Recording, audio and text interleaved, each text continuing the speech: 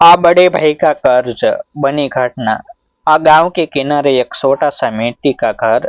घर के आंगन में दो छोटे छोटे पैर दौड़ते दिखाई दे रहे थे। एक 15 साल का अर्जुन और दूसरा 10 साल का मासूम निखिल। आ माँ कई साल पहले ही गुजर चुकी थी। आ पिता इन दोनों को पालने की भरसक कोशिश कर रहे थे। आ मगर किस्मत को शायद कुछ और ही मंजूर था। आ एक दिन खेत में काम करते करते उनके पिता गिर पड़े। गांव वाले उठा उठा कर अस्पताल ले गए। लेकिन डॉक्टर ने साफ कहा बहुत देर हो चुकी है। उस दिन दोनों भाइयों के सिर से पिता का साया हमेशा के लिए उठ गया। निखिल फूट फूट कर रो रहा था, भैया अब हमारा क्या होगा। अर्जुन ने उसे सीने से लगाते हुए कहा, जब तू है तो मुझे किस बात का डर। तुझे कुछ नहीं होने दूंगा, हमें होना। उस रात 15 साल का अर्जुन अचानक बड़ा हो गया। आज जिम्मेदारियों का पहाड़ उसके कंधों पर गिर पड़ा। पिता की मौत के बाद अगले ही दिन अर्जुन ने स्कूल की किताबें उठाकर एक कोने में रख दी। रामू काका ने रोका, अरे बेटा पढ़ाई मत छोड़ो। अर्जुन ने धीमी आवाज में कहा, काका निखिल की पढ़ाई मेरे हाथ में है। मैं उसे पढ़ा नहीं सकूंगा तो उसका भविष्य अंधेरा हो जाएगा। रामू काका ने उसके सिर पर हाथ रखा, बड़ी हिम्मत है तुझ में। भगवान तेरा भला करेगा। अर्जुन सुबह सवेरे खेतों में मजदूरी करता। दोपहर में ट्रैक्टर चलाता। शाम को ईंटें ढोता और रात को वही थकी हुई आंखें निखिल को पढ़ाती। निखिल कई बार कहता, भैया आप भी पढ़ लो ना। अर्जुन हल्की मुस्कान के साथ कहता, मेरी पढ़ाई तुझसे शुरू होकर तेरे सपनों तक जाती है। तू आगे बढ़ेगा, वही मेरी जीत है। अर्जुन निखिल की हर साह पूरी करता, कपड़े किताबें ट्यूशन कुछ भी कमी नहीं आने देता। गांव के लोग कहते, अर्जुन बेटे जैसा लड़का आज के जमाने में कहाँ होता है। वक्त बीतता गया। निखिल ने 10वीं पास की, 12वीं पास की और अर्जुन की मेहनत और अपने संघर्ष के दम पर सरकारी नौकरी पा गया। पहली तनख्वाह जब मिली, निखिल दौड़कर गांव आया और अर्जुन के पैर पकड़ लिए, भैया मैंने नौकरी पा ली। अर्जुन की आंखें भर आई, मुझे पता था तू कर सकता है। तूने मेरी जिंदगी सफल कर दी निखिल। निखिल शहर चला गया। शहर की नौकरी, अच्छा घर, नए दोस्त। धीरे धीरे निखिल की जिंदगी पटरी पर आ गई। अर्जुन गांव में ही रहा। उसके कपड़े पुराने, साइकिल टूटी हुई, लेकिन दिल आज भी वैसे ही बड़ा और साफ। गांव वाले कहते, अर्जुन बेटा तू भी निखिल के पास शहर में रह ले। अर्जुन मुस्कुराता, निखिल को मेरी जरूरत अब नहीं है। मुझे उसकी खुशी देखकर ही खुशी मिलती है। कुछ साल बाद निखिल की शादी सावनी से हो गई। सावनी शहर की लड़की थी, स्मार्ट, पढ़ी लिखी, लेकिन थोड़ी अहंकारी। शुरुआत में सब ठीक था। लेकिन धीरे धीरे सावनी ने पति को सराहना शुरू किया।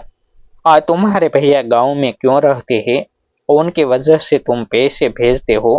क्यों जरूरत है तुम्हें उनकी जिंदगी की जिम्मेदारी उठाने की। निखिल समझाने की कोशिश करता, सावनी भैया ने मुझे पाल पोस कर बड़ा किया है। लेकिन सावनी हर बार ताना मारती, हाँ हाँ वही भगवान है तुम्हारे लिए। निखिल बीच में ही चुप हो जाता।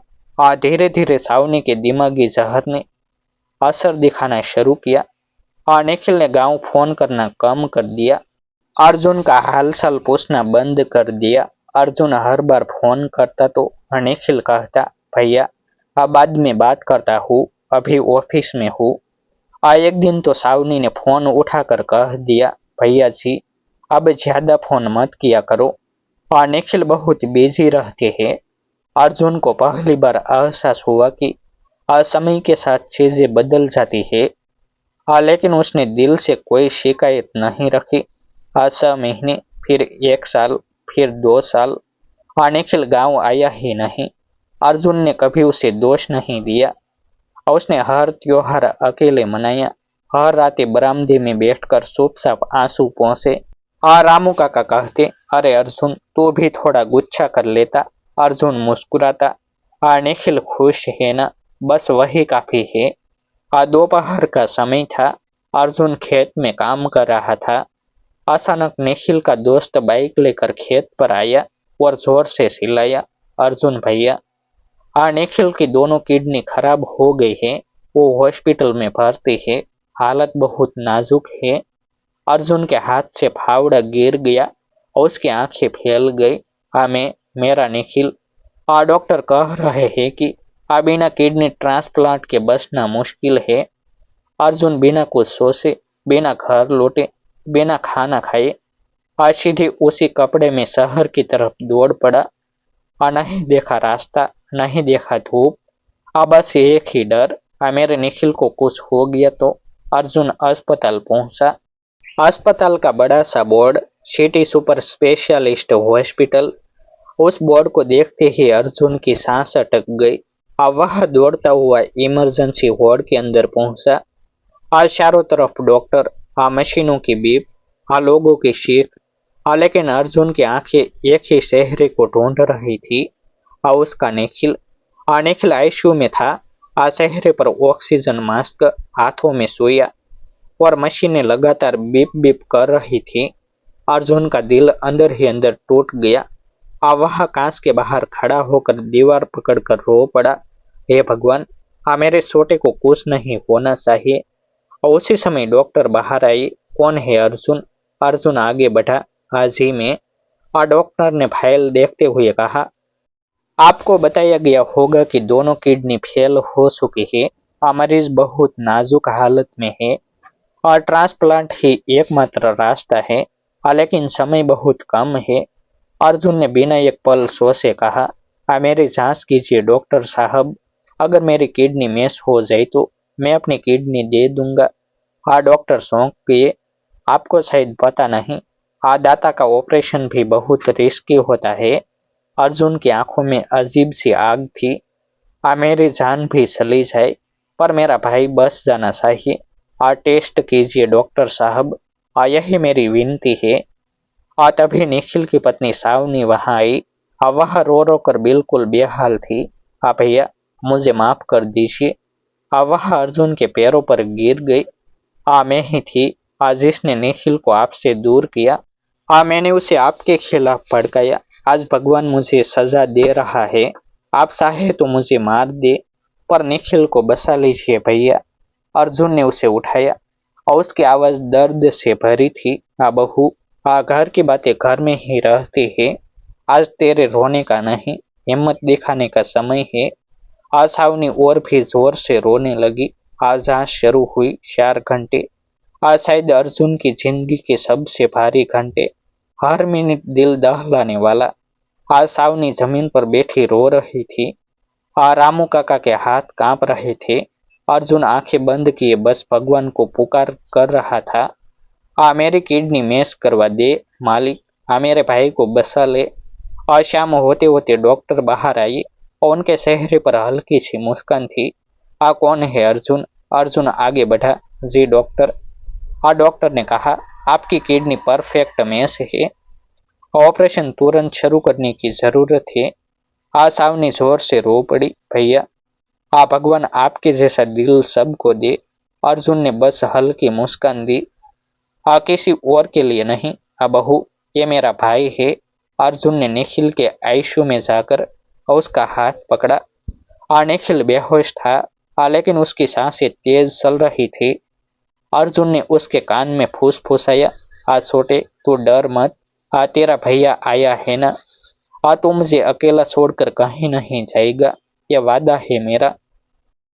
निखिल की पलकों में हल्की सी हरकत हुई। शायद वह सुन रहा था। शायद वह महसूस कर रहा था कि उसका भाई उसके पास है। फिर दोनों को ऑपरेशन थिएटर में ले जाया गया। दरवाजा बंद होते हुए एक तेज आवाज आई, ऑपरेशन शुरू। उस आवाज ने सावनी और रामू काका के दिल को चीर कर रख दिया। समय जम सा गया था और एक एक मिनट भारी पत्थर की तरह गिर रहा था। सावनी मंदिर में बैठी थी। हे भगवान, मेरे पति को बचा ले, भैया की मेहनत मुकम्मल कर दे। रामू काका आंखें पोंछते हुए बोले, भगवान न्याय करता है। बहू, अर्जुन का दिल देख, कुछ बुरा नहीं होगा। आज शाम के 7 बजे ऑपरेशन थिएटर का दरवाजा खुला। आज सबकी सांसें रुक गई। आज डॉक्टर बाहर आए और गहरी सांस लेते हुए बोले, आज दोनों खतरे से बाहर है, ऑपरेशन सफल रहा। आज सावनी जमीन पर बैठकर रो पड़ी, धन्यवाद भगवान, धन्यवाद। अगली सुबह आईसीयू के बगल वाले रूम में निखिल की आंखें खुली। धीरे धीरे उसका ध्यान बगल के बेड पर गया। वहां अर्जुन लेटा था, पेट पर पट्टी, चेहरा पीला, लेकिन होठों पर वही पुरानी मुस्कान। निखिल रो पड़ा, भैया आपने ऐसा क्यों किया? हमें कितना बुरा था, आपको छोड़ दिया, आपसे बात करना बंद कर दिया और आपने मेरी जान बचा ली। अर्जुन ने हाथ बढ़ाकर उसका हाथ पकड़ा। पगले, और तुझे कभी मैं छोड़ता क्या? भाई सिर्फ खून से नहीं, दिल से होते हैं, और तू मेरे दिल का हिस्सा है। निखिल की शिशकियों में पूरी दुनिया का दर्द समा गया। सावनी दोनों के सामने खड़ी होकर बोली, भैया आज से ये घर सिर्फ आपका नहीं, हमारा भी है। मैंने घर तोड़ने की गलती की थी, अब जिंदगी भर इस परिवार को जोड़ कर रखूंगी। कभी आपको अकेला नहीं पड़ने दूंगी। अर्जुन ने मुस्कुरा कर कहा, बस घर में प्यार बना रहे बहू, वही काफी है। 15 दिन बाद दोनों अस्पताल से घर लौटे। गांव में जैसे त्योहार आ गया हो। हर कोई कह रहा था, देखो देखो, अर्जुन ने फिर भाई धर्म निभाया। निखिल ने फैसला किया, भैया मैं नौकरी छोड़कर गांव आ जाऊंगा, अब हम दोनों साथ रहेंगे। अर्जुन ने सिर हिलाया, नहीं छोटे, नौकरी मत छोड़, लेकिन इतना वादा कर, अब कभी दूर नहीं होगा। निखिल ने अर्जुन को गले लगाते हुए कहा, भैया अब तो मरते दम तक साथ नहीं छोड़ूंगा। समय फिर लौट आया। दोनों भाई खेत में साथ काम करने लगे। सावनी भी अर्जुन का पूरा ध्यान रखती। घर में फिर से वही पुरानी हंसी लौट आई और लोग कहते, अगर भाई जैसा रिश्ता कहीं सच्चा है तो वही है, जहाँ एक भाई अपनी जान देकर दूसरे की जिंदगी बसा ले। ऐसे ही नए नए वीडियो देखने के लिए हमारे यूट्यूब चैनल सब्सक्राइब करें और वीडियो को लाइक करें।